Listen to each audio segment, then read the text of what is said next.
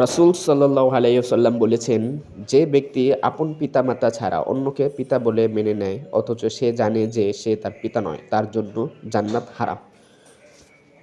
আল্লাহ আমাদের সবাইকে হেদায়েত দান। আমিন। রাসূল সাল্লাল্লাহু আলাইহি ওয়াসাল্লাম বলেছেন, যারা মহিলারা চুল খুলে কিংবা শরীরের অংশ প্রদর্শন করে বাইরে পরপুরুষের সামনে চলাফেরা করে তাদেরকে জাহান্নামী বলে আখ্যা দিয়েছেন। আল্লাহ তাআলা বোনদের হেদায়েত দান করুন। রাসূল সাল্লাল্লাহু আলাইহি ওয়াসাল্লাম বলেছেন, তোমাদের কারো মাথায় যদি লোহা দিয়ে আঘাত করা হয় তবুও এটা তার জন্য ওই মহিলাকে স্পর্শ করা থেকে উত্তম, যে তার জন্য বৈধ নয়। আল্লাহ আমাদের হেদায়েত দান করুন। আল্লাহ তাআলা বলেন, তুমি ওই দিনকে ভয় করো যেদিন তোমার মুখে তালা লাগিয়ে দেয়া হবে আর তোমার হাত পা তোমার কৃতকর্মের সাক্ষী দিবে। সূরা ইয়াসিন আয়াত ৬৫।